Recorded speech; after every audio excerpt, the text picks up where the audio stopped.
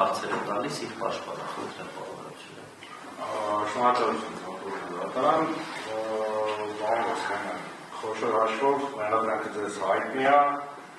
հարցակրությունները լսել եք ամբողջ ապացույցների հետազոտման փուլին անձամբ մասնակցել եք մենադրանքի վերաբերող արարքի հանգամանքների վերաբերյալ նախընտրական ինչ ունեք ասելու ուզում եք ամբողջական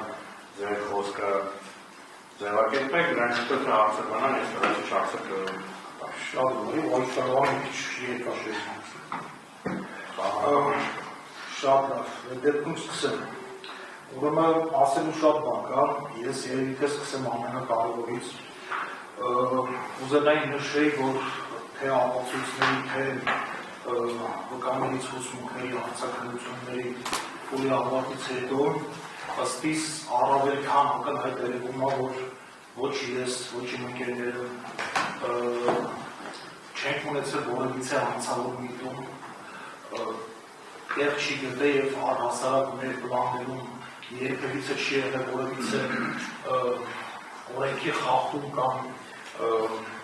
հանցավոր արարք նախապատրաստելու փորձ կամ դրա նախապատրաստություն ըստ իս սա ակնհայտ է և ես վստահ եմ որ ամբողջ գործը ամբողջովին հիմնվում է բացառապես գերջոխացված ենթադրությունների վրա որոնք որ լիարժեք անգին են և ես իմ խոսքի մեջ կփորձեմ հնարավորինս մանրամասն նրանք թվարկել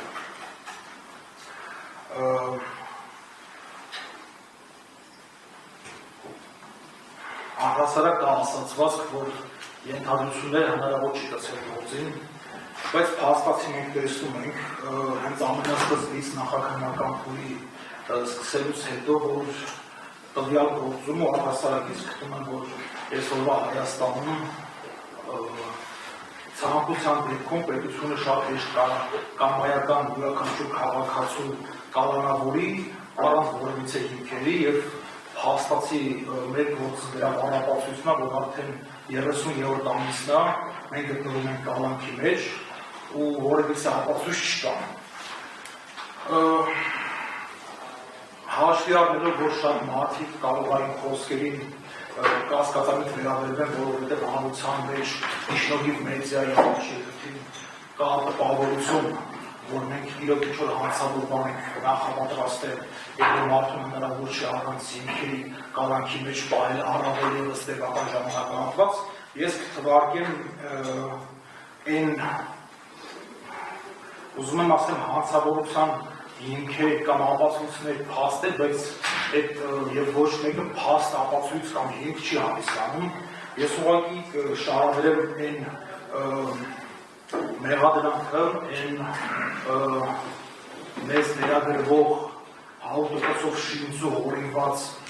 կասկածները, որոնք որ պատում էր հանրային մեղադրող, այսինքն քննիչը նախաքննության փուլում ու մանրամասն կապացուցան, որ չկա ընդհանրապես որևիցե հիմք։ Օրինակ, առաջին երևի ամենահիմնականներից մեկը դա էր, որ երբ որ նախաքննության փուլում քննիչը պահանջում էր, որ մեզ կալանավորեն և կալանավորեն հնարավորինս խիստ, այսինքն սահմանափակելով թե զանգերը նույնիսկ ընտանիքի անդամների հետ տեսակցության իրավունքը, այսինքն գործող օրենքի սահմաններում հնարավորինս խիստ։ Մարդը դա հիմնավորում էր սրանով, որ անձամբ ես իր ակնթումով, ուրեմն զվարճալի է, բայց այդ մեղավոր ես չեմ։ Ուրեմն ես ունեմ ինչ-որ հանցավոր խումբ, որոնք որ իմ հրամաններն են կատարում, ու եթե հանգած իմ զանգերը բաց լինի, ես ԱԾ-ի պատվանից մեկուսարանից կզանգահարեմ իրանց հրահանգներ կտամ, ու իրանք իմ հրահանգով պետք է գրավեն ինչ-որ անհասկանալի պետական շենքեր։ Ուրեմն բնականաբար թե իմ պաշտպանը, թե ես, թե նույնիսկ դատավորը հարց են տվել, կարա արդյոք քննիչը ինչ-որ ձևի հիմնավորի կամ գոնե նվազագույն ինֆորմացիա կա դրա հետ կապված, բայց նախաքննության միջև ավարտը քննիչը տալիս է ընդհանրապես մի պատասխան, որ ինքը այդ հարցին հիմա պատրաստ չի պատասխանի։ Նախաքննությունը ավարտվեց, սկսվեցին հիմնական դատալսումները, ու միջև հիմա մենք չենք լսել որևիցե հիմնավորում։ Այսինքն որն է այդ շենքը, ով են այդ մարդիկ, խեն այդ մարդիկ ինձ ենթարկվում, որտեղ եմ ես իրենց հետ ծանոթացել, որն այդ տեսական թիրախը, այսինքն մարդը ուղղակի պնդում էր, որպես պետք է կալանավորել, ինչ որ հեքիաթային բաներ էր խոսում ու կալանքը տալիս է ու հնարավորինս խիստ։ Հաջորդը, որ էլի տպավորվել է ու նախաքննության ժամանակ բազմիցս էլի հնչել է, դա պնդումն է, որը հիմնված է ձայնագրության վրա, այսինքն երբ որ հայտնի ձայնագրություններից մեկում կա դրված, երբ որ ինձ հարցնում են կարա ձեր սարքածը մտնի ավտոյի տակ, քննիչը դա բացատրում էր ու պնդում էր, բառացի եմ կրկնում, դա հենց մեր իմացած ավտոն է, երբ որ մենք քննիչին հարց ենք տալի, որ ավտոյի մասին է խոսքը, այսինքն տվել ավտոմեքենան պետք է ունենա մագրիչ, պետհամարանիշ, չգիտեմ ինչ-որ մեկի վրա գրանցված լինի, կամ հնարավոր է գրանցված լինի, կցված լինի ինչ-որ պետական կառույցի, որտեղ մեզ մեղադրում են կառավարության դեմ ինչ-որ քայլերի մեջ, պետք է ինչ-որ մատ ենթադրաբաների տեսականորեն, պետք է տեղափոխի ինչ-որ պետական պաշտոնյայի, մենք որևիցե պատասխան չենք ստացի, այսինքն իմ մոտ հաստատապես ձևավորվել է տպավորություն, որ տվյալ անձին ուղղակի պետք է արգելել մարտաֆիլմեր նայել, որտեղ ինքը նայում էր ըստ երևույթի ինչ-որ մարտաֆիլմ, հաջորդ օրը գալիս էր դատի տպավորված, իրան թվում էր, որ չգիտեմ, ես Թալիբանի առաջնորդն եմ, ինչ ուզում խոսում էր։ Ես շատ ուրախ եմ, որ մենք հիմա նախաքննության փուլում չենք, որտեղ նույն հաջողությամբ, նույն, այսինքն հիմքերի բացակայության պայմաններում մարդը կարող ասել, որ Պենտագոնը հայտարարել է, որ չգիտեմ, դելտաֆորսը ոնց է մատուրեն կարող ասել մենք, որտեղ ինքը չէր տալի որևիցե հիմնավորում։ Ուստեղ ցավալին են, որ ինչքան է զվարժալի են թվում այս մեղադրանքները, բայց փաստացի մեր կալանքը մինչև այսօր հիմնվում է դրանց վրա։ Այսինքն հիմնական դատալսումների ընթացքում է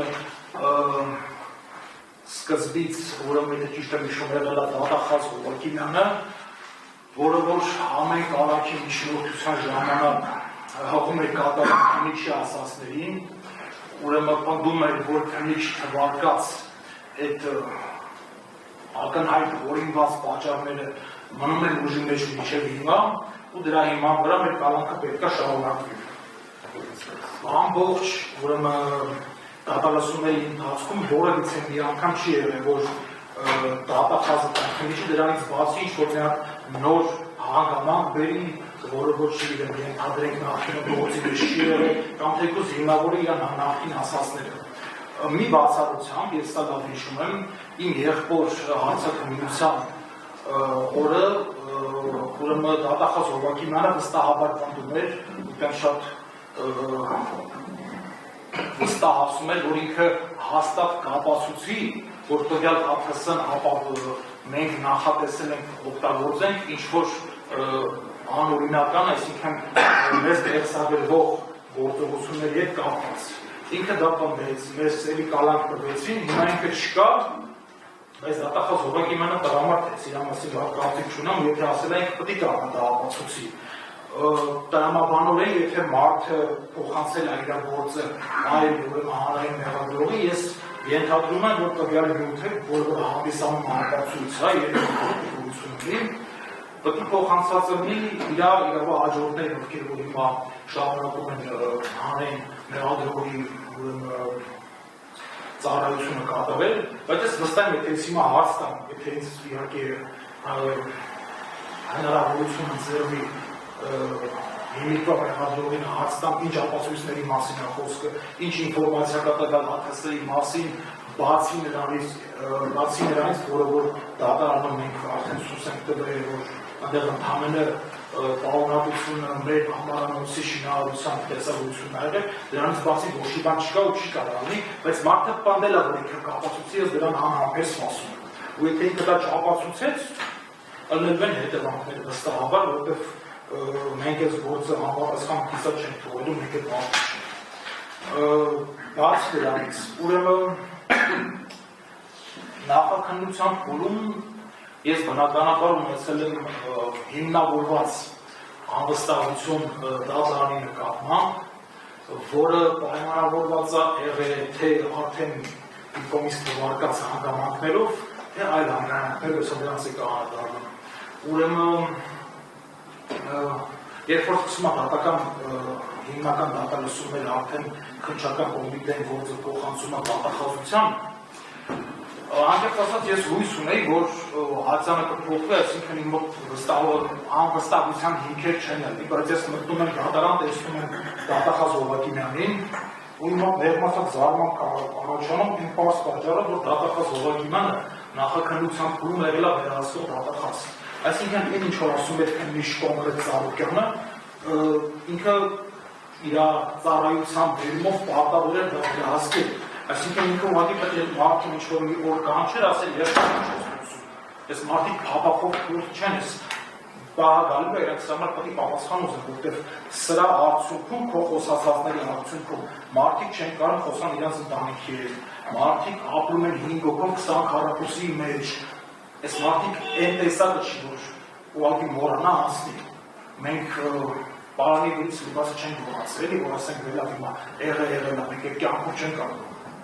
Բայց փաստացի, քանի որ քննիչ Սարոկյանի այդ ֆանտաստիկ հորինված մեղադրանքները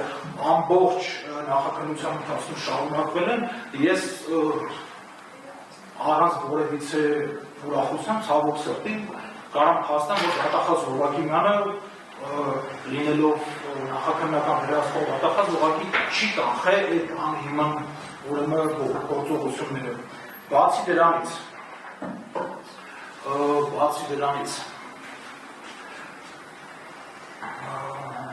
շատ մակարովակի ասելու պետք է ամեն ինչ հիշել։ Հանգիստ հիշեք ասել։ Չէ, ուզում ժամանակ խմել։ Չէ, խնդիրը չկա ժամանակ խմել։ Ուրեմն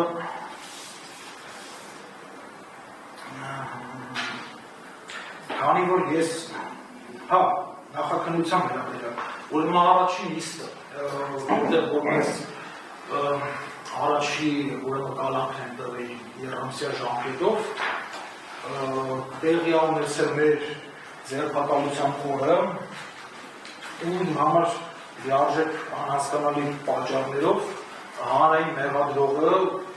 որը որ այդ ժամանակ հանդիսանում էր աղացաքննիչ, այդ վարչությունը պատկանվել աղձեին, մեղադրանք կարդում է ռուսերեն լեզվով։ Դա իմ համար մեղմասած անհասկանալի է, որտեղ ռուսաց լեզուն մեր պետական համակարգի մեջ որևիցե պետական կարգավիճակ չունի։ Ու ես նիստի ընթացքում բարձրաձայնում եմ, ասում եմ, որ ես դրում եմ, բայց դա ոչ մեկին չի խանգարում։ Ու ուզում շեշտեմ, որ սա ձայնագրված է, քանի որ նիստերի դահլիճում տեղի ունեցել ու հասանելի է դատարանի։ Բայց քննիչը շարունակում է այդ ռուսերեն տեքստի վրա հիմնվելով մեզ կանանք են տալիս, սա մեկ, որ հենց բաղոտանին կասկածելի ու ըստիս մտածելու տեղիք տվող միջադեպ է։ Դրանից մի քանի ամիս հետո, երբ որ ինձ տանում են մատնահետ վերկալելու արդեն խելակատարողական հիմնարկից, ուրեմն եթե ճիշտ եմ հիշում, մենք տալիս ենք 3 նմուշ մատնահետ, յուրաքանչյուրը բաղկացած 2 թերթից։ Ուրեմն առաջին նմուշը թերթը գրված է 3 լեզվով, անգլերեն, հայերեն, ռուսերեն։ Ես կարող եմ ենթադրեմ, որ սա օրինակ արվում է Ինտերպոլի համար, չգիտեմ, որտեղ մեր հոդվածները ես հասկանում ծանր են, կարող է մարդիկ մտածում են, որ ամբողջ աշխարհը գտնում են մատնահետքերը, որտեղ բաղոր վերջում բարձր մի գիրոք ապրում չի։ Սա ինչ որտեղ ես կարող եմ հասկանամ, բացասական չեմ վերաբերում։ Բայց հաջորդ 2 թղթերը եղել են բացառապես ռուսերեն, չի եղել ոչ մի այլ լեզու, այդ չի եղել մենակ իմ մոտ։ Հետևաբար իմ մոտ առաջանում է տրամաբանական հարց, լավ ես թուղթը ուր է գնալու, եթե հայկական պետական հիմնարկ պետք է գնա, ինչ-որ ուժային կառույց պետք է գնա, քննչական մարմին պետք է գնա, այնտեղ պետք է լինի հայերեն լեզու, այսինքն ուր է սա գնում։ Երբ որ սա համադրում ենք ուրեմն ռուսերեն լեզվով մեղադրանքի հետ, իմ մոտ առաջանում են մեղմասած հիմնավոր կասկածներ եւ սրան համակցության մեջ քննիչի եկյատային որևիցե դերով երբևիցե չհիմնավորված մեղադրանքն իմ մոտ առաջացնում են լրջագույն հիմքեր դատական հացանի նկատմամբ անվստահություն ունենալու համար։ Սա նախաքննության մասով։ Ուրեմն, քանի որ ես շնորհիվ դատարանի ինչ համար շատ շնորհակալ եմ, ունեմ բավականին շատ ապօր ժամանակ, Ես այդ ժամանակը տրամադրել եմ նաև միջազգային փորձ ուսումնասիրելուն, որը որ վերաբերվում է հենց մեր հոդվածներին։ Նախ ուզում եմ նշեմ, որ մեծամասն երկրների մեծ մասում կոնկրետ այս հոդվածներով, այսինքն ահաբեկչության և զինված իշխանափոխության նախապատրաստման մեջ գրեթե չեն տարբերվում կամ 100%-ով նույնն են տվյալ հոդվածների հանցագործության հատկանիշերը, այսինքն պրակտիկա ուսումնասիրելով թե միջազգային թե մեր մոտ ներողություն սխալվեցի, հələ ոչ չէ 32 տարում ահաբեկչություն, դրա հանցին տարածման։ Ուրեմն միջազգային փորձը հստակ ցույց է տալիս, որ երբ որ տվյալ հոդվածներով դատարանը կարդում է մեղադրական կատալոգը, կոնկրետ որ արարքների փաստերի ֆիքսված, տեսագրված, ձայնագրված արտահայտությունն է դատարանը համարում հանցագործության հատկանիշ։ Դրանք են, ու միանգամից ասեմ, մեր գործում դրանք լիարժեք բացակայում են, բայց քանի որ ես գերջոխացված ենթադրություններից բացի ուրիշ որևիցե փաստական հանգամանք չեմ տեսել մեր մեղադրանքների բովանդակության մեջ, ես ստիպված եմ դասընթաց անցկացնել չեմ ուզում ասեմ, որտեղ ծառայել չի, բայց առհասարակ բացատրեմ ինչով է տարբերվում ենթադրությունը, որը գործի կցել հնարավոր չի հոդվածի, քրեական հոդվածի պահանջած հանցագործության հատկանիշից։ Օրինակ, եթե մեզ, չգիտեմ, քանի որ մեզ ֆիզիկապես էլ ենք հետևում, դասականացելուց բացի, եթե մեզ հետևող մարդիկ ունենային տեսակետություն, որտեղ մենք ես կամ մեզնից մեկը խմբի կազմում,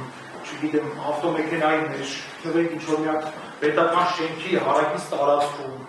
փորձենք, չգիտեմ, դիտարկում իրականացնենք տվյալ պետական շենքի, օգտագործելով հեռադիտակներ, չգիտեմ, ինչ-որ գրանցելով, թե տվյալ հիմնարկի անվտանգության մենք ուրեմն հերթափոխը որ ժամերին արվում, այսինքն ինֆորմացիա հավաքել, եթե դա դիցուկ մեր թիրախն է, մենք պետք է ունենք ինֆորմացիա։ Եթե նման բան կամ դրանցան գոնե ինչ-որ մինիմալ նմաններ մեր գործի մեջ, ես չէի հետի ու սա կներ նվազագույնը տրամաբանական, բայց սա բացակայում է։ Կամ օրինակ, եթե մենք նպատակ ունենք ինչ-որ տենց արագ իրականացնելու, ահաբեկչական բնույթի, շատ հաճախ նման գործերում, որպես ապացույց հիմք են վերկավում, օրինակ տվյալ շենքի հատակագիծը, մուտքերը, այսինքն ինչ-որ ինֆորմացիա շենքերի կապված կամ, եթե ոնց որ թե ինչը պնդում էր, որ ինչ-որ ավտոմեքենա պետք է մենք պայթեցնենք, մեզ պետք է ֆիքսած լինենք տվյալ ավտոմեքենային հետևելուց, այսինքն մենք պետք է ունենք այդ ուղևորությունը մարշրուտը տվյալ ավտոմեքենան որ ժամին է դուրս գալի, որ փողոցներով է գնում, ով այրան ուղեկցում եւ այլն, սա բացակայում է 100%-ով։ Կամ գոնե մենք պետք է ունենանք, էլի ես հիմնվում եմ միջազգային դատական պրակտիկայի վրա, պետք է արտա ըլներ մեր կողմից, չգիտեմ, այս տեսական բաներ եմ ասում, որտեղ դա միջազգային այդա չի եղել, ինչ-որ փորձ պայթուցիկ նյութեր պատրաստելու, ձեռք բերելու, առնելու, զինամթերք առնելու, այս ամեն ինչը գոյություն չունի, բայց մեզ կալանքի մեջ են պահում հենց այս մեղադրանքներով, հենց այս հոդվածներով։ Ցավալին է, որ 30-րդ ամիսն է լրանում շուտով ու որևիցե փաստական ապացույց, որևիցե հատկանիշ առհասարակ չկա, բացակայում է։ Ես կուզենամ մի քիչ ավելի մանրամասն խոսամ ավտոմեքենայի հետ կապված, որովհետև այդ ձայնագրությունը ինչքան որ ես եմ հասկացել, հանրային բավականին լայն տարածում է գտել ու մարդկանց որոշ զանգված կա, որ ըստ երևույթի վստահություն են լցված հանրային նկատմամբ, այսինքն ամեն ինչ ցուցաբերવાનું չի հավատում, ես չեմ զգանա կբացատրեմ։ Նախ այն որ տվյալ խոսակցությունը ձայնագրվել է, դա արդեն խոսում է նրա մասին, որ անհիմն, ավտոբուսով անհիմն, դա առանձին կերպարով իմ հեռախոսի մեջ տեղադրված է նախնարարող ծրագիր, որովհետև ես այդ ժամանակ հեռախոս չեմ օգտագործել ու սարքը աշխատել է, մենք գտնվել ենք փակ վայրում, ինձնից բացի նախորդին երբ որ մեզ ոստիկանության բաժին են տալ, ոչ մեկի հեռախոսը չեն վեկալ, հետևաբար եթե մենակի հեռախոսն են վեկալ ու ձայնագրվել է խոսակցությունը առանց հեռախոսակապի, ուրեմն հեռախոսի մեջ եղել է ծրագիր։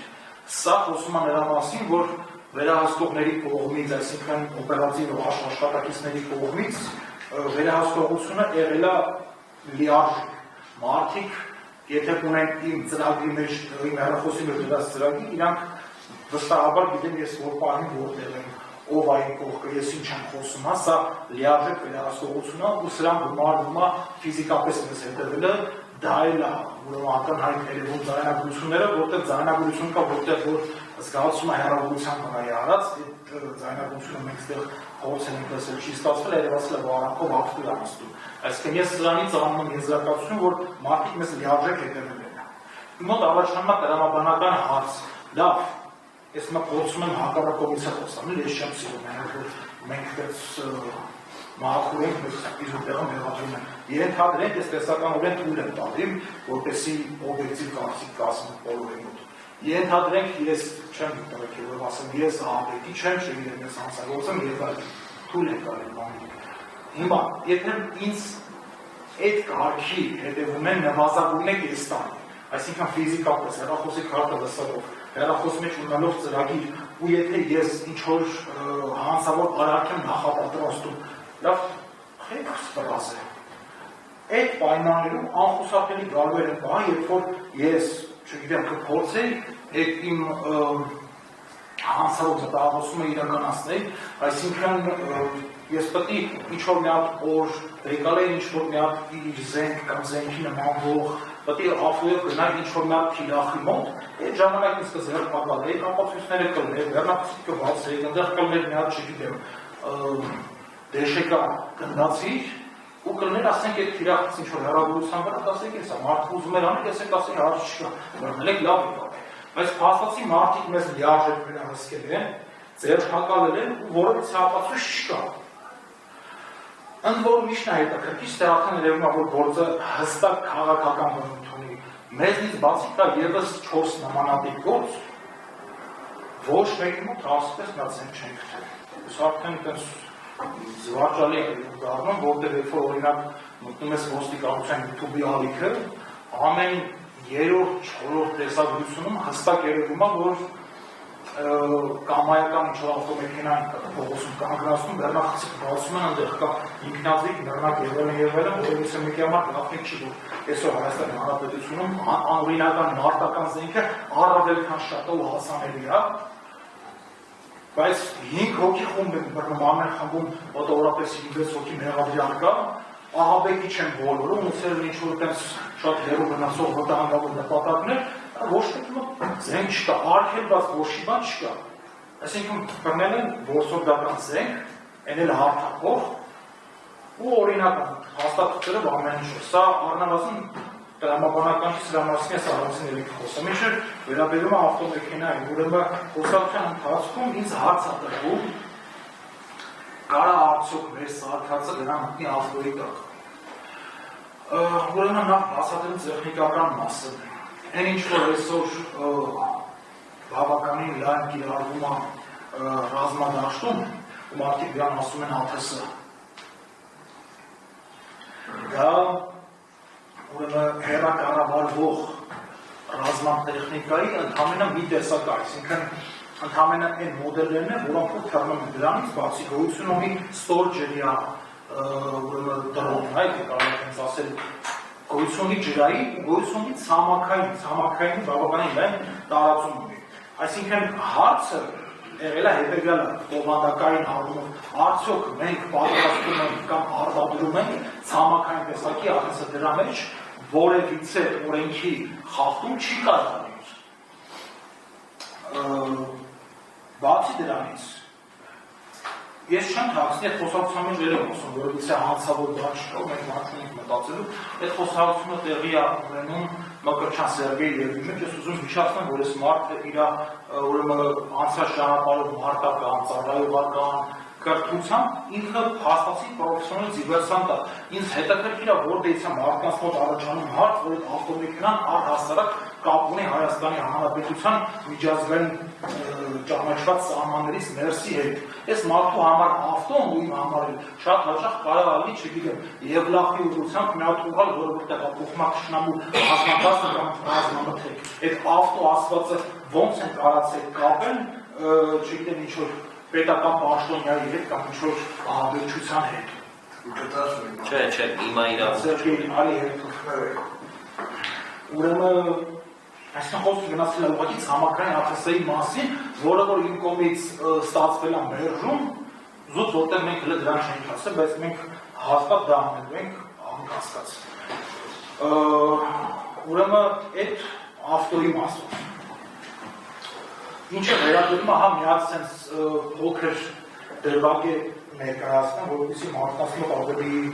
պարզ ընկալվի մեղադրանքի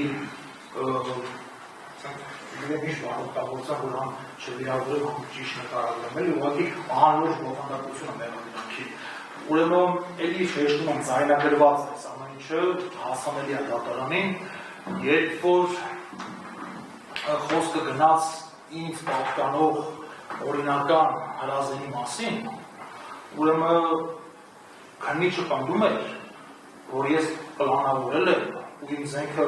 տեխնիկական հնարավորությունները ուրեմն թույլ է տալի,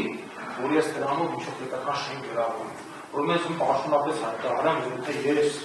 կամ որևիցե մեկը ուրեմն ունենամ նման մտադրություն նախքան այդ զենքով պետական շենք գրավելը, ես ստիպված պետք է մտնեմ մթերանի խանութ, պետք է ձեռք բերեմ մեծ քանակությամբ ծխախոտը սուրճ, պետք է մոտենամ այդ շենքի, չգիտեմ, անվտանգություն ապահովող հանձնակազմին, եւ իրենց բաժանեմ, ասեմ, ինձ լիքը ժամանակ է պետք է որ ձեզ սպանեմ, կոֆե խմեք, ծխեք, որտեղ իմ զենքը աշխատում է հետևած կազմում, որ ես չեմ կարծես հաթաթ դնենք ուրեմն։ Ես պետք է մի հատ կրակեմ, բացեմ, պարկուճը հանեմ, նոր պարկուճ վեկալեմ, դնեմ, փագեմ, մի հատ կրակեմ։ Այդ ընթացքում մարդիկ մի 5 անգամ կոֆե խմում են, սիգարետ կծխեն։ Բայց քննիչը պնդում է, որ սա հնարավոր է, բառացի մարդը այդքան ասել է։ Այսինքն մեղադրանքի մեջ լրջություն, տրամաբանություն ուղղակի չկա։ Հարթակող զենքով ես պետք է գնամ չգիտեմ ինքնազիջերով զինված մարդկանց վրա, միտքս թե որն է։ Ու ես ուզում եմ շեշտեմ, որ մեր գործի վրա աշխատել է, եթե ես ճիշտ եմ հիշում, 10-15 հոգանոց քննչական նախաքննությունը տվել է 10 ամիս։ Այսինքն 13 հոգի 10 ամիս չեն կարողացել վերլապան օրինեն, հա, կամ օրինացին չեն կարողացել դիմավորում քնեն, որ գոնե մի քիչ հավատալու լինի։ Ու ինչ-որ մարդիկ կան, որ ասում են, այս գործը քաղաքական գործ չի, լավ քաղաքական գործ չի, հարց չկա, բացատրեք։ Ուրեմն գործը ասում է 5 մեղադրյալ։ Նախապես շեշտեմ, ես ցանկացած բարոյական կալանավորի ազատմանը կամ չգիտեմ կալանքի տեսակի ներմասմանը մենակ շատ ուրախ եմ որտեղ եթե դուսնեմ, բայց իմ մոտ հարց առաջանում մենք ֆիդուսը չի, որովհետև մեղադրանքը առասարի ստորակետով լրիվ նույնն է, տարբերվում են մենակ դրան ազգանունները, բայց կալանքի 6-րդ ամսից հետո մենք հստակ տեսնում ենք, որ դատարանը որոշում է տարբեր ձևի մեծ նայել։ Երբ որ սրան գումարում ենք այն հանգամանքը, որ մարդիկ ովքեր որ ավելի մեղ կալանքի տեսակ են ստացել դատարանի կողմից, իրանք ակնհայտ հայտարարում են ու իրոք ես կարամ ասեմ Ծապինյանի մասով ինքը քաղաքականության կապրապես կապ չունեցել, վերևով հետ ընդհանրապես որևիցե կապ չունեցել։ Մենք երեքս ունեցել ենք, այսինքն ով որ ունեցել է անդիմադիր ուժերի հետ կապ, ով որ փորձել է ինչ-որ մասնակցություն ունենա, Հաստացի ստացել է շատ ավելի խիստ ուրեմն կալանքի ռեժիմ, որն է սրա հիմնավորումը։ Եթե գործը քաղաքական չի, ել եմ շեշտում, կա մենակ ահաբեկչության 5 գործներն է հետը։ Ուրեմն եկեք չմոռանանք, որ 23 թվականի դրությամբ 32-33 տարի մեր ազգաբնակչությունը ապրել է բավականին բարդ կյանքով ու ըստ իս եթե լինեին նման մարդիկ ահաբեկչության կամ իշխանապահության համար կային առավել քան բավարար հիմքեր ապստամբության համար, այսինքն ինչ-որ նմանատիպ հանցանքների համար, բայց չգիտես ինչի այդ ամբողջ ուրեմն 3 տասնամյակի ընթացքում ոչ մեկ այդպես փորձ չի գնում։ Ըլլում է մի հատ հոկտեմբերի 27, որոնց է հասկանում ենք դա ահաբեկչություն չի, դա ակնհայտ օտարության կողմից կազմակերպված դիվերսիա է։ Այս դրեցինք մի կողմ։ Բայց երբ որ 23 թվականին գործող ռեժիմը ակնհայտ ուղիղ եթերով, ասենք ապացուցման կարիքություն խախտում է սահմանադրությունը, իր հասկի մի մասին ուղղակի թողում ազինազին թուրքի բերան, մեկ է անհասկանալի ձևով սկսում են մոտավորապես մի ամսվա կտրվածքով, 1-ից 3 ամսվա կտրվածքով հայտնվել խմբեր, որոնք որ նախատեսել են կատարել ահաբեկչություն։ Ու այդ խմբերից ոչ մեկն ինչքան որ ինձ հայտնում, իսկ ես հանրամատչելի ուրեմն աղբյուրներից փորձել եմ ծանոթանամ, ոչ թե ինչ-որ կորած թաքնված մարդիկ չեն եղել։ Բոլորը կապ են ունեցել ինչ-որ մի հատ որոշակի քաղաքական ուժի հետ։ Մասնակցել են ցույցերի, ոչ մեկ իր դեմքը չի փակել։ Ես հասարակ չգիտեմ պատմության մեջ ոչ մի հատ դեպք, երբ որ ահաբեկիչը գնա պետական շենքի մոտ, դեմքը բաց ինչ-որ բաներ պահանջի։ Դա պետք է ըստիս թաքուն է, այսինքն ոնց է, որ 5 գործ բռնում են, մոտավորապես 20 հոգի։ Բոլորը յուրաքանչյուրը իր քաղաքական ուժի ակտիվ զանգվածն է եղել ու մարդկանց մոտ չի հայտնաբերել օրենքին հակասող ոչ մի բան։ Ես ուզում հիշեցնեմ, որ ԱԱԾ կոչվող հիմնարկը, որ այս բոլոր գործերով զբաղվել են, ինչպես եւ մեր գործնայինց հեղինակայինը։ Ուրեմն որևիցե ունեմ մի հատ մեղադրական դատավճիռ չկա, այս գործի կարանք վստահաբար գումարենք նաև, եթե չեմ սխալվում, մոտավորապես թվով 10 պետական դատավճիռության սամբեց, 26 շատ գեղեցիկ է, շնորհակալություն, պետական դատավճիռության 26 դեպքեր, որոնցով էլի չկա մի հատ դատավճիռ, որտեղ դատարկ գործեր են։ Ու ընդհանրապես կոնկրետ ահաբեկչությունից ես հստակ գիտեմ, որ կա մի հատ արդարացում։ Ստեղ ստեղծում է պատկեր, որ այն հիմնարկը, որը որ պետք է զբաղվել կամ միգուցե ժամանակին զբաղվել է պետության անվտանգության պահպանման, հակահետախուզությամբ եւ այլնով, բարձր որ իրենք դրանում այսօր չեն կարող զբաղվել, որտեղ երբ որ վերնախավը գնում է Բաքու, դրանից հետո իրանք չեն կարող շպիոն մանվան, այսինքն այդ մարդիկ ակնհայտ գալիս են ստեղ, այդ կասպյան թուրքերը աղբոր ֆռնում են, նկարվում են, ամեն ինչը տեղադրում են, ոչ մի հետևանք։ Բայց մենք չգիտես ինչի հանդիսանում ենք ահաբեկիչ, առանց որևիցե հիմքերի։ Ու բոլորը շեշտում են, քաղաքականության հետ կապ չունեցող մարդ չի եղել։ Իսկ պետական դավաճանության գործերը, որոնք որ ինչքան էստեղ եկել մեծամասամբ կապված են ծառայության մեջ գտնվող մարդկանց հետ, իսկ թվում է ուղղակի եղել են իրանց զինվորական երբանը հավատարիմ սկզբունքային մարդիկ, հանցավոր հրամանները չեն կատարում, մարդկանց ուղղակի նավի բեսպեծելով փակել են։ Չկա մի հատ մեղադրանք, հետևաբար սրանից կարելի է անել ընդհանրապես մեկ եզրակացություն, որ ԱԱԾ-ն այսօր դեռ վերածվել է քրեական քաղաքական ոստիկանության, այսինքն կատարում է ժանդարմերի ֆունկցիա։ Ու հիմա արդեն հասունացել է պահ, որպեսզի պետությունը այդ գործիքը չփորձելու համար ինքը ստիպված է այդ գործիքի դեմքը փրկի։ Այսինքն պետք է այդ գործերից գոնե մեկով մեղադրական դատավճիռ կարդացվի, որ ԱԱԾ-ին չկարողանան հետագայում ասեն, որ դուք ուղղակի մարդ եք բռնել, ովքեր որ խանգարել են գործող ռեժիմին, որոնք խանգարել օրենքի սահմաններում։ Բոլոր այն ցույցերը, հավաքները, որոնց որ մենք մասնակցել ենք ու որոնք որ եղել են ուրեմն կազմակերպված ներգրավի կողմից 100% բոլորը ունեցել են քաղաքական ստուգություն ու բոլորը իրականացվել են ոստիկանության ուղեկցությամբ, այսինքն օրենքի խախտման մասին դեռ խոսք չի կարող գնահատել։ Բացի դրանից, մեր գործունեությունով ակնհայտ է դառնում, որ փորձում են մատուցել գործը որպես հանցանքի նախապատրաստում իրար կապելով մեր գործունեության երկու ուղղություն, որոնք որ իրար հետ ընդհանրապես չեն առնչվում ոչ մի ձև։ Մեր կալանքի նախորդող այդ նույն ժամանակահատվածում հատենց մոտավորապես 3 տարվա մասին է խոսքը, մեր գործունեությունը մեծամասն բաղկացած է եղել երկու ճյուղից, որոնցից ուրեմն մեկը եղել է մեր ԿԲ-ի գործունեությունը, Այսինքն մենք փորձել ենք ստանալ բացառապես պաշտպանության նախարարության կարիքների համար եւ պաշտպանության նախարարության կողմից հայտարարված մրցույթի մասնակցելու համար անօթաչու թռչող ու եղել է մյուսը, որ եղել է քաղաքական, այսինքն մենք կամավոր սկզբունքով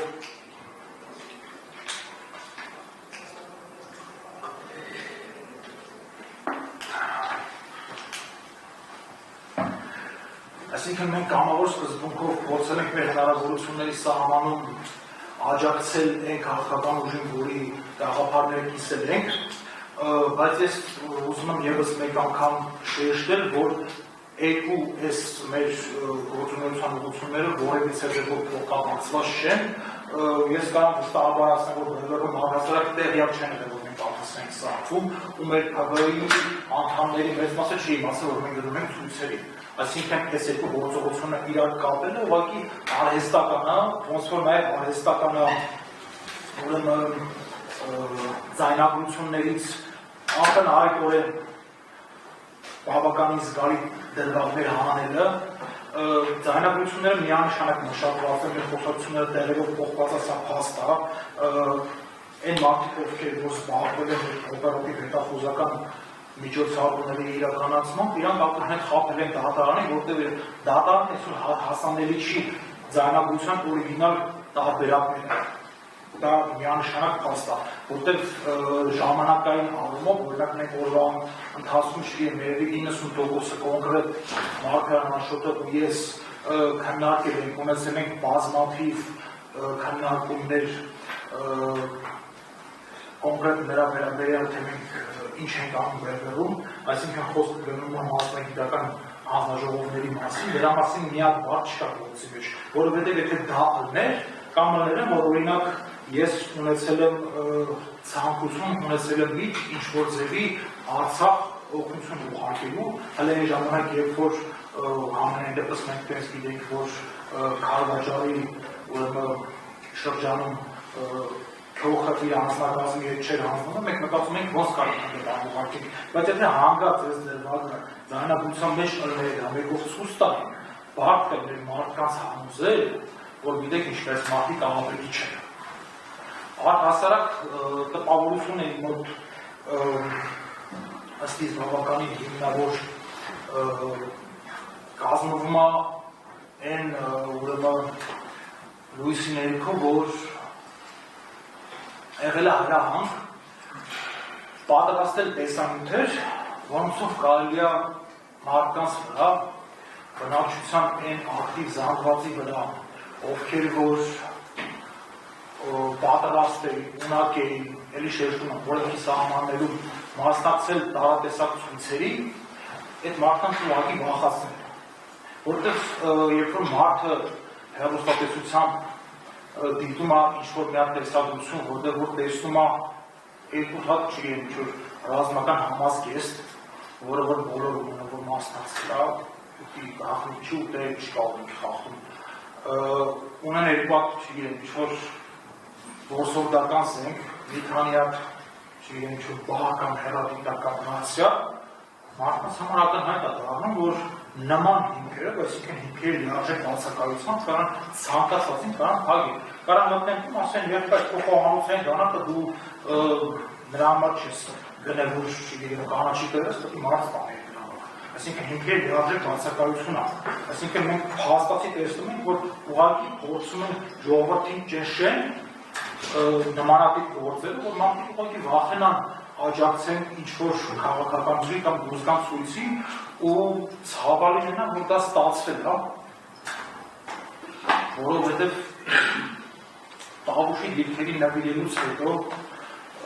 շփման ամբողջ գծով 23 թվականից ու մինչև հիմա թուրքերը երբ ուզում առաջ են գալի, դա արձագանք չկա,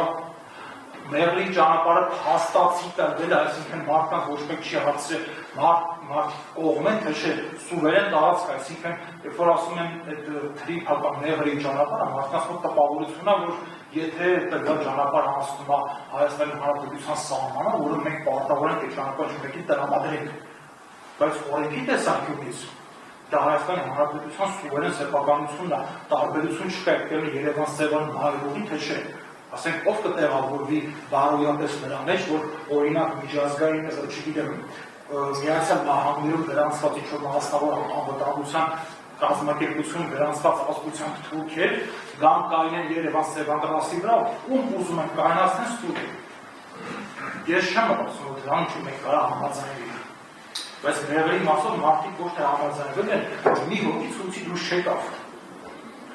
Եղավ ուրեմն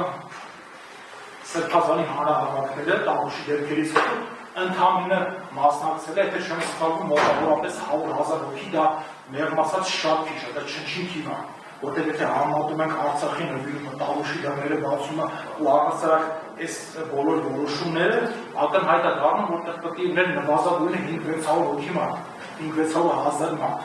բայց կա ամենը 100,000, այսինքն այս զանգված են բռնաճնշումները մարդկանց վրա արդյունք են տվել այդ թվում մեր գործերի նման գործերը ու այս քանիսի տեղ ինչ-որ մեկը պետք է ասի, որ այս գործը քաղաքական չի, մտ հարց առաջանում լավ գիտեք աշխարհում միակ պետություն, որը ասի այո մենք ենք քաղ բանտարկյալ կամ քաղ բանտարկյալի համար համապատասխան հոդված չկա դες բան։ Ցանկացած մարդ, ում որ հետագայում միջազգային իրավապաշտպան կառույցները ճանաչում են քաղաքական բանտարկել, ինքը կալանավորված է սովորական տարատեսակ քրեական հոդվածներով, ոչ մի յուրահատուկ բան դրա մեջ չկա։ Այս ամենից բացի կա մի հատ շատ կարևոր սենս շղարշով պատված հատված մեր գործում, որը կապված է հայտնի թղթի հետ, ու ես վստահ եմ շատերի մոտ կարա առաջանա կասկած ինչ-որ հարցեր, թե որն է պատճառը, որ ես նախրիա այդ թուղթը վերագրվում ինձ, և թղթի ես չեմ տվել ձեռագրի նմուշ, ես դա արդեն առավել քան հիմնավոր բացատրեցի, որտեղ դա ուրեմն անվստահության հիմքերի ցավոքսակի առկա է մինչև ուժի մեջ մնում, ինչը վերաբերում է թղթին նախքան խոսալ թղթի բովանդակության մասին, այսինքն խոսալ նրա մասին, թե ում հեղինակածն է թուղթը, մենք պետք է հասկանանք բովանդակային մասով թղթը ինչ իրավախախտում կա, այսինքն են, որ դա դրած է գրող նահանջ դա իրավախախտում է հանդիսանում, այնքան մենք չգիտեմ ժամանակին, երբ որ ոսր ժամանակ ունենք, լեսագիրներից հետ շատ է թաղացես տրավին, որ մենք ընդ ունեցել ենք գրող նահանջ դարանակալում, ինչ ասես, դրա որ մասնա հանցագործություն, կամ ասենք եթե մարդը, չգիտեմ, ցանկություն ունի ընտանիքի անդամների դուրս հանել, դրա մեջ ինչ հանցագործության հատկանիշ հնարավոր տեսնել։ Ինչը վերաբերվում է ուրեմն պատերի վրա գրությանը, ապստամբության բառերին, եթե ճիշտ եմ հիշում, այնտեղ կային նաև ինչ-որ թռուցիկների բաժանման, ինչ-որ գաղափարներից հաստատ չեմ հիշում, ինչ-որ կայց աղոտ բան հիշում եմ այդ ուսումնասիրելուց հետո արդեն տնտեսական պրոցեսի ընթացքում։ Ուրեմն պարզ ասեմ, ես կանչում եմ թաքցնելու, ես շատ կուզենայի տվյալ գործի մեջ պարզություն մտցնելու համար հստակ պատասխան տալ, ասեի հայ կամ հայ կամ չէ, իմը չի, շատ կուզենեմ, բայց ես չունեմ այդպես հնարավորություն, որովհետև նախ շատ ժամանակ անցել, ու դրանից բացի, ով ինչ ճանաչում է գիտեմ, որ ես ունեմ սովորություն իմ յուրաքանչյուր ձեռնարկած ինչ-որ գործ, դա լինի մանր կենցաղային, թե ինչ-որ բիզնեսի հետ կապված, այս ամեն ինչը դերի եմ անում։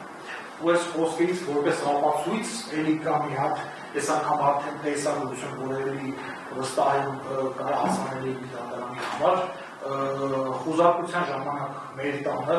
երբ որ աշխատակիցները մոտենում են գրասեղանին, իրանք տեսնում են, որ գրասեղանը ամբողջովին պատված է նմանատիպ թղթերով ու ակնհայտ այդ թղթերից մի քանիսը մարդկանց մոտ առաջացնում են ինչ-որ կասկածներ, այսինքն աշխատակիցները սկսում են նկարել հարցեր տալ, բայց այն պարզ պատճառով, որ ես այդ ժամանակներ եմ ներկայանում, ես բացատրում եմ բոլորն, այսինքն մարդիկ հարց են տալիս, իրեն գրած է W23 շաբթի խոսքի, իրանց տեսանկյունից դա ինչ-որ կասկածելի բան է, բացատրում եմ, որ սա իմ օրինակ մարզումների ծրագիրն է, մյուսը ինչ-որ կենցաղային գնումների ցանկա հաջորդը մեր ցանկա կապված մեր ուրեմն ՓԲ-ի հետ, մյուսը ինչ որ վերբերի համար օրինակ ագիտացիոն արշավի նախապատրաստում է դրանով զբաղվել եմ իմ մասնակցությունը վերբերին եղել է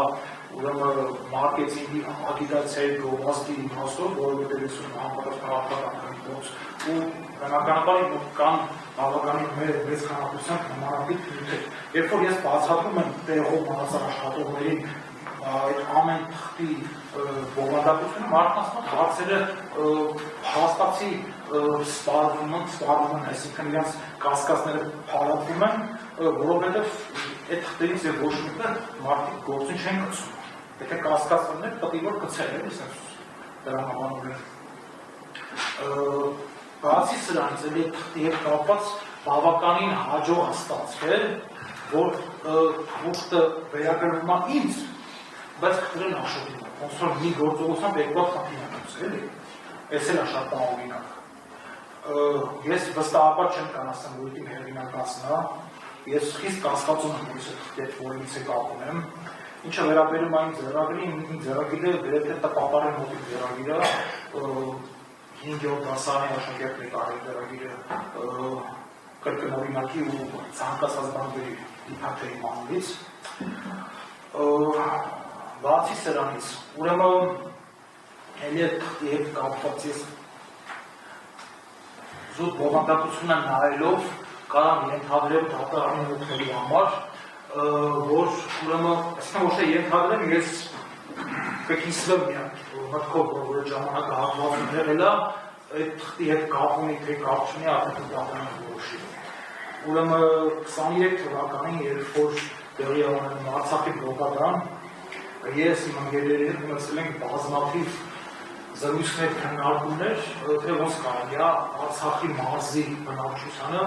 որից եկել օգնել, այսինքն օգնել ասացին, ինչ որ բան մարդկանց հասնեն, բոլորս տեսնում ենք ինչ վիճակ է, քանի որ մենք զբաղվում ենք ուրեմն արտասանների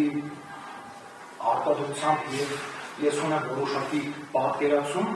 ես նախ կարամ 100%-ով պնդեմ, որ այդ ամեն ինչ ֆարս է, ուղղակի շատ էժանագին բլեֆ է, որտեղ հնարավոր չի ինչ-որ բան հասնելը, արտասերով որտեղ ապրանք հասնելը 100%-անոց է։ Այսինքն 21-րդ դարում, երբ որ որոշ շրջան գտնվում է ցամաքային բլոկադային չի քանակում, դեռ ոչ մի չես կարող հասնես, ու դրա ապացույցները մենք այսօր տեսնում ենք, չգիտեմ, Կիևում, Մոսկվայում, Պարսկաստանում, Իսրայելում այնտեղ, որ չկա որևիցե երաշխավորված ուղղված քաղաքային պաշտպանության համակարգ, որը որ կարա ԱԹՍ-ին ուրեմն քիչ թե շատ էական վնաս տա։ Առավել ևս, երբ որ խոսքը գնում է օրինակ ԱԹՍ-ի թացնելը մեկնարկը անել, ենթադրենք, ոնց որ ես էի պատկերացնում, ջերմուկի մատույցներից, ու ինքը պետք է ընդհանրապես անցներ Քաշաթաղի ուրեմն շրջանը, որը որ լեռնահանդարային տարածք է, ու շատ կարճ է, որտեղ վախեցում թռնում հողով ճանապարհով, ու հակառակորդը այնտեղ հայտնվել էր բավական ուրեմն կարճ ժամանակահատված, ինքը ոչ թե չէր կարող դրանք խլացնել, ինքը չէր կարող դրանք նկատել, որտեղ եթե ԱԹՍ-ն գնաց ձորով, Ստեփանակերտ հասնելը մեկից մեկ էր։ Կան լիֆտեր կարգի դրոններ, հատենց է կոչվում, դրանցից յուրաքանչյուրը ուզորյա տեղափոխի 50-ից 100 կիլոգրամ օգտակար ուրեմն զանգված, ու ի սկզբանե ես մտածում էի դրանցից մի քանի հատ գնենք, որպեսզի հասցնենք, չգիտեմ, դեղորայք, հասցնենք շորեր սնունդ կամ ինչի կարիք որ Արցախում կա, բայց խնդիրը այն է, որ դրանցից յուրաքանչյուրի արժեքը տատանվում է 50,000-ից դոլարից ու վեր, ու հասկանալի է, որ մի հատ եղանակ չէր փոխում, մենք նամակում հանդի չենք տվավինում, հետևաբար իմ կողմից ըլում է առաջարկ, որի մասին իմացել է մենակ Մարգարյան Աշոտես, առաջարկել են ֆիզիկապես, այսինքն ոտով գնալ հասնել Արցախ ինչ-որ օգնություն փորձել տանել, այդ օգնությունը ես նախատեսում էի, ես Լեվերից ոչ մեկին չեմ տեղեկացրել, չեմ հարցրել, այդ քննարկմանը գործը չի ասել, ուղղակի ես տեսել եմ, որ Լեվերը շատ է օգնում, այսինքն ինքը Արցախից տեղահանվածներին արդեն հետագայում, այսինքն համը եղել է օգնություն դեղորայքի միջոցով եւ այլն, ենթադրություն է եղել իմ կողմից, որ մենք կարանք ուղղակի տեղից վեկանենք, ֆիզիկապես տանենք հասնենք այնտեղ։ Բայց Աշոտը բացատրել է, որ այսօրվա օրով դա մեղմ ասած հնարավոր չի, որովհետև առանց պետական աջակցության աննկատ մտնելը հարաբերությունից հետ գալը գործնական հնարավոր չի։ Հետևաբար դրանից հետո իմ գաղափարը կարելի է ասել չեզոքացվել է ու որովիցե քայլեր մենք չենք ձեռնարկել այդ ուղղությամբ։ Սա երևի իմ ասող սրանից ավել բան չեմ կարող ասել, մի հատ էլ շեշտում ես իսկ կասկածում եմ, որ այդ իմ թուղթն է, ինչը վերաբերում է ապստամբությանը, ես եղել եմ մի քանի անգամ իմ ընկերների հետ խոսալուց, ասեմ, որ մենք բոլորս ակնհայտ հասկանում ենք, որ բլոկադան ավարտվելու է ռազմական ճանապարհով, դա ակնհայտ է բոլորի համար, ըստ երևույթի բացի մեր իշխանություններից, ու մենք ենթադրում ենք, որ Արցախի բնակչության կողմից կլինի տևական դիմադրություն, ու մենք վստահ ենք, որ Հայաստանի Հանրապետությանն է դրան կմասնակցի, այն պարզ պատճառով, որ սահմանադրությունն է արտադրում զուտ։ Ու մենք մտածում ենք, ոնց կարելի է այն պայմաններում, երբ որ արդեն թշնամին ենթադրենք մտել է Ստեփանակերտ, բայց բնակչությունը, այսինքն հայերը այնտեղ տեղում են, ոնց կարելի է օգնել, ոնց կարելի է կազմակերպել, ուզում եք անում դերեք ապստամբություն, ուզում եք ասեք դիմադրություն, ոնց ուզում եք ձևակերպեք։ Այսինքն գաղափարներ եղել են, բայց վստահաբար դրանցից ոչ մեկը չի վերաբերվել Հայաստանի Հանրապետության միջազգային ճանաչված 29820 կիլոմետր տարածքին ու ներհատելով կողմը չի կարող բերի ոչ մի ապացույց, որ մենք առհասարակ ինչ-որ բան ենք նախաձեռնել, օրենքի խախտում պահում Հայաստանի Հանրապետության տարածքում։ Սա ինչ վերաբերում է թղթին, ուրեմն երևի մի հատ է կարևոր հատվածի անդրադառնամ եւ ավարտեմ։ Ուրեմն կարելի բավականին հայտնի ձայնագրություն, որտեղ հնչում է ռադիոյում բառը, ընդ որ ես ուզում եմ շեշտեմ, որ չի հիշում։ Մենք չենք ասում ռադիոյում, դա ասում է պայմանական ռադիոյում, պայմանական բառը նշանակում է օրինակի համար։ Այսինքն մենք այդ ժամանակ գտնվել ենք ռադիոյտան դիմացի այգու սրճարանում, ռադիոյտան շենք ֆիզիկապես եղել է մեր դեմը։ Եթե մեր դեմը, մենք գտնենք ուրիշ օրներ ինչ-որ կաֆեում նստած, մեր դեմը ավտոդաբաց հանկետ, ինչ պետք է մեղադրեք, ասեք ուզում ենք հետևային կրետում նստան, հա, լիքը որն է, ու մենք չենք ասում պայմանական ռադիոյում գրավել, չգիտեմ, պայքացնել եւ այլն, ասես բառապաշար չկա, խոսքը ուղղակի պայմանական ռադիոյում դրանից հետո ձայնագրությունը ավարտվում է, կտրվում է, ես ինչ եմ դեմ դրանից հետո, որից է հանցավոր նախաձեռնություն կամ ոչ չի եղել ընդհանրապես, ոչ մեկից կողմից այդքան վստահաբար կարող ասել, համ իմ տեղը, համ իմ ընկերների փոխարեն։ Ու ռադիոյտան մասին խոսալուց շատ հետաքրքիր է, ոնց որ այն մարդը կանեք դալիճում հավելում թույլ չեն տամ, բայց որ իրան թույլ են ասում, ինքը դրանից բաղ չի զգում, դա էլ հատկանշական, ուրեմն կա տեսագրություն բոլորին հասանելի, երբ որ տվյալ անձը մարդկանց ուրեմն խմբի կազմում, ըստ երևույթին նախնական համաձայնությամբ դուրը ջարդելով մտնում են ռադիոյտան շենք, որը որ համարվում է պետական հատուկ պահպանման օբյեկտ, հատուկ կապի կետ, ուրեմն ուժով դուրս են գալի կապի, մտնում են այդ շենք, մտնում են եթեր, ու այդքանից հետո որևիցե հետևանք չկա։ Այդ նույն անձնավորությունը ուրեմն 23 թվականին էլի ստեղծելու կարիք չկա, որովհետև ու եթերը բացել է, տեսագրությունը կարող է ինչ-որ մեկը մոռացել է։ Բառացի ասում է, որ մեր բանակը չի մասնակցելու Արցախի պաշտպանության, այսինքն մենք մեր ազգի մի հատվածին ուղղակի թողում ենք թուրքերը ինչ անեն անեն։ Ունդեղ կռիվա գնում մի քանի օր մենք ուղղակի ստանացած ենք, ու մենք հնարավորություն չենք ունենում մասնակցել, որտեղ վերբերությունը մեզ դա թույլ չի տալիս։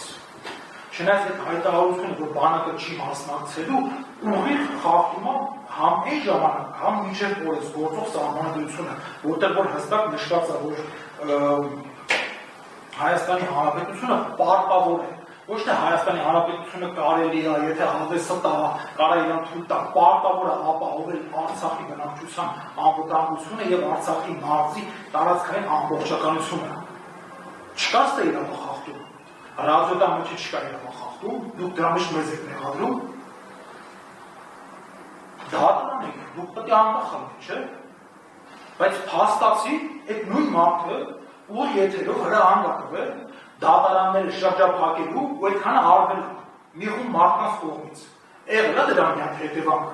Դատախազությունն է գործառույց է, ԱԱԾ-ն է գործառույց են, որում ճակատագրի երկնանքով այն վարչությունը, որ հենց տենց է կոչվում է սահմանադրական կարգի պահպանման,